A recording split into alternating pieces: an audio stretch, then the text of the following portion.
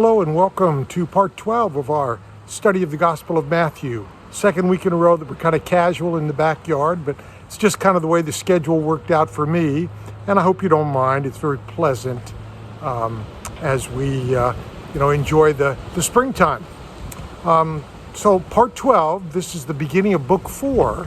Just to remind you, Matthew is in 5 sections, 5 books that kind of comprise the heart of the gospel, and they are meant to reflect the 5 books of the Torah, and thus, in many ways, Matthew is seen as the most Jewish of the Gospels. Each book consists of narrative sections with things that Jesus does and teaches, and then a lengthy discourse. So we finished up book 3 with the discourse. Now we begin some of the narrative. And this is right at the very end of chapter 13 in Matthew and on in through all of chapter 14. We'll start reading the text, and then I'll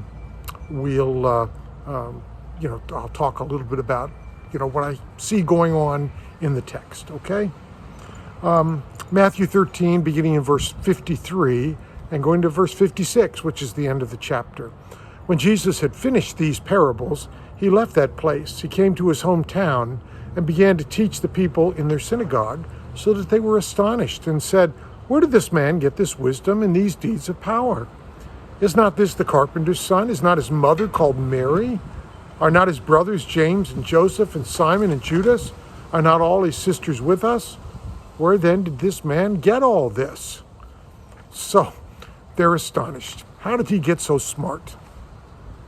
And they kind of were not happy about it. That's the sense I get, okay? Have a sip of coffee. The opening verse here marks the end of the teaching discourse at the end of book 3. When Jesus had finished these parables, he left that place. It's just the familiar pattern in Matthew. And then, we start with the beginning of book 4. He left where he had been teaching, and basically he went home. He went to Galilee, to Nazareth. And, he had kind of an impressive homecoming. He did a lot of things. He kind of wowed the people in many ways. Matthew doesn't say anything specific about what he did or taught, but it was a lot. And, we know that he and the people, even more than that, in Galilee and Nazareth, knew that he had been homeschooled. He had learned in the synagogue there in Nazareth. And if Joseph had died, which seems likely, then he would have worked as a carpenter to support his family. The expectations for Jesus had not been all that high. And, that kind of leads you to this response. How did he get so smart? What is going on? That's just not right. Many people seem to think maybe he was overblown a little bit. This passage, one of the things it indicates is that Jesus had many brothers and sisters. It names 4 brothers and then all his sisters. We don't know for certain if they were his blood kin, children of Mary and Joseph, or how that might have all worked out. But it sure seems that they were his regular siblings. Well, I misspoke a few minutes ago. It won't be the first and won't be the last time, I'm afraid. There are 2 more verses in chapter 13, verses 57 and 8, going on, the people there in Nazareth. And they took offense at him. But Jesus said to them, "Prophets are not without honor, except in their own country and in their own house." And he did not do many deeds of power there because of their unbelief. So, in other gospel accounts that we've read, Jesus' home folks rejected him after they heard him speak. Remember famously he said, that God had performed all these miracles with non-Jews, with Naaman the Syrian, with the widow of Zarephath, and they resented that he, said this was really God's will, and that kind of implying that they were not really the only promised chosen people of God. But anyway, in Matthew, they just reject him out of hand. Now, he didn't even have to say much, or he said it and did a lot of good things. And it may well have been because his family was poor and of no account. People like the Nazarenes had been under the thumb of the Greeks and the Syrians and then the Romans, and they've been oppressed. And that, unfortunately, too often, the attitudes in those situations are fueled by resentment. And for some reason, Jesus' hometown was blind to embracing him. They kind of had pigeonholed him. He's this son of the carpenter, Jesus, we know him. Who does he think he is? And so Jesus chose not to perform healing miracles there, knowing that they might believe the miracles, but not in him. And in some ways, it's kind of like the temptations in the wilderness for Jesus to gain a following by a big show, like jumping off the pinnacle of the temple, that sort of thing. And he chose not to. I don't think it was out of spite. I don't think that's who Jesus was. But he wanted them to believe his message, his word, not be wowed by the miracles. Matthew 14, verses 1 and 2. At that time, Herod the ruler heard reports about Jesus, and he said to his servants, "This is John the Baptist. He's been raised from the dead, and for this reason the powers are at work in him." So Matthew really portrayed Herod. This is Herod Antipas. I think he's the son or grandson, I forget how all that worked, of Herod the Great, who was the Herod at the time Jesus was born, and who's responsible for that huge building in the temple. But Matthew portrays Herod as weak, as vicious, as ambitious. And Herod, just like Herod the Great, was extremely jealous, fueled by probably poor self-esteem and confidence. He feared that Jesus was the return of John the Baptist, whom he had executed, that thought he had come back now in the form of Jesus. And he was terrified and angry. Going on then, chapter 14, verses 3 through 12, Herod had arrested John, bound him, put him in prison on account of Herodias, his brother Philip's wife, because John had been telling him, "It is not lawful for you to have her." Though Herod wanted to put him to death, he feared the crowd because they regarded John as a prophet. But when Herod's birthday came, the daughter of Herodias danced before the company, and she pleased Herod so much that he promised an oath to grant her whatever she might ask. Prompted by her mother, she said, "Give me the head of John the Baptist here on a platter." The king was grieved, yet out of regard for his oaths and for the guests, he commanded it to be given. He sent and had John beheaded in the prison. The head was brought on a platter and given to the girl, who brought it to her mother. His disciples came and took the body and buried it. Then they went and told Jesus. So Matthew retells basically the events of John's death after that opening, couple of verses about Herod fearing this was John the Baptist come back in Jesus, whom he had executed. And this is the story of how he had executed him. John had been railing against him, not just criticizing him, but really taking him to task for having married his brother's wife, completely against the law, against the Jewish law. Yet Herod was afraid to execute John because of the crowd. He was popular, he was considered a prophet, and so Herod just was afraid. He stuck him in prison and just tried to ignore him. But Herod's weakness and his lust led him to promise his wife's daughter anything for her dancing. And some versions, some legends say this was Salome. There was an opera written about her and, this very provocative dance that was for Herod's birthday, and he was so overcome that he promised her anything. And prompted by her mother, Herodias, she requested that John's head be brought to her, and he was executed.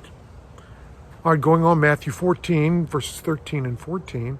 Now when Jesus heard this about John's execution, he withdrew from there in a boat to a deserted place by himself. But when the crowds heard it, they followed him on foot from the towns. When he went ashore, he saw a great crowd. He had compassion for them and cured their sickness and their sick. So Jesus reacted to learning of the death of John by going off by himself. And curiously, he didn't walk off. He got in the boat by himself, I guess rowed the boat all the way to some supposedly deserted place. But, the Sea of Galilee was, surrounded by beach, I guess, by shoreline. And so people could sort of see where he was going, and they followed. And so when he went ashore from the boat, they were there. And Jesus, this says a lot about his nature. He had compassion on them. He didn't get rid of them, didn't get angry at them, but he healed all the sick people that they had brought to him. Going on, Matthew 14, verses 15 to 21. When it was evening, the disciples came to him and said, "This is a deserted place and the hour is now late. Send the crowds away so that they may go to the villages and buy food for themselves." Jesus said to them, "They need not go away. You give them something to eat." And they replied, "We've nothing here but 5 loaves and 2 fish. And he said, "Bring them here to me." Then he ordered the crowd to sit down on the grass. Taking the 5 loaves and the 2 fish, he looked up to heaven and blessed and broke the loaves and gave them to the disciples. And the disciples gave them to the crowd, and all ate and were filled. And they took up what was left over of the broken pieces, 12 baskets full. And those who ate were about 5,000 men, besides women and children. Okay, this is such a famous story and so filled with meaning about Jesus being the Messiah. There are some issues, some problems that scholars cite if we're seeing this as just a straightforward miracle story. The problems are not problems, but if you just want to see it as the miracle of multiplying loaves, then there's some other issues that need to be at least considered. For instance, Jesus didn't specifically multiply the food. He didn't take it and boom, all of a sudden there was a huge mound. Now, it's a little more like the story of Elisha in 2 Kings 4, verses 42 through 44. It just happened, like the oil, like the miracle of Hanukkah, the oil of Elisha. There was just enough for one day or enough meal for one day, and it just kind of kept going. So in the process of Jesus blessing the food and then the disciples handing it out, it just kept going. So if it were a story about the miracle of multiplying loaves, it seems more likely there would have been something more specific about Jesus making this happen. It also is, in many ways, kind of a Eucharistic story. He takes the bread, the fish, he breaks it, he blesses it, he hands it out to his disciples, to people. Also, it's especially true since early Christian art portrays bread and fish as the communion symbols. And then the third thing is this story kind of hints at the story of the Messianic banquet, something all good Jews were looking forward to, that at the end of time, they would all be partaking in heaven, this Messianic banquet, and the Messiah himself would wait on them and serve them. Nevertheless, and it's a miraculous story anyway, this story is filled with profound meaning, however you see it in terms of the historicity or the miraculous quality, with the small amount of food. Now notice here, there's no boy with his lunch. It's just 5 loaves and 2 fish that were scrounged from the crowd. But a small amount of food fed a multitude. Christ's presence is multiplied in our lives and in the church to reach and satisfy physically and spiritually a hungry and needy world. 12 baskets left over testifies to the abundance, but it also reminds us of the new Israel, that is the church, the 12. But what we remember is man's little, small amount and God's abundance. Okay, so remember, we're still at this place where Jesus rowed the boat ashore and the crowd joined him, and then the disciples later came and joined him. Matthew 14, verses 22 and 23. Immediately he made the disciples get into the boat and go on ahead to the other side while he dismissed the crowds. And after he had dismissed the crowds, he went up the mountain by himself to pray. When evening came, he was there alone. So, clearly Jesus made those disciples get away. He got rid of them as soon as possible, and he dismissed the crowd. He said, go, you've eaten, go home. And finally, after all that, he is able to go off by himself and pray and kind of deal with the news of John the Baptist and reflect. There's a real sense of insistence on Jesus' part. He made them all go away. In one version of the story, the crowd had recognized all the implications of the multiplying of loaves in terms of the messianic banquet. They sought to make him the king. And they tried to force him to do that.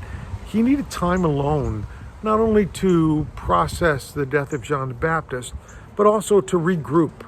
And again, it's a sign, I think, of how Jesus had to keep grappling with the temptations that he had faced in the wilderness.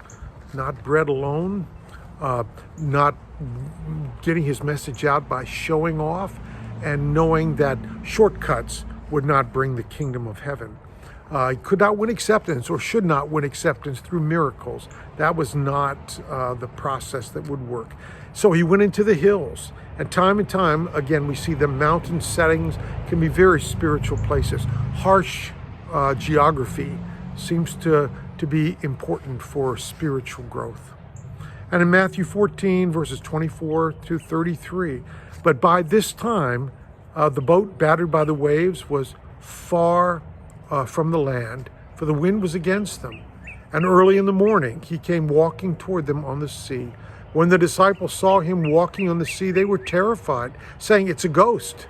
And they cried out in fear. But immediately Jesus spoke to them and said, "Take heart, it is I, do not be afraid."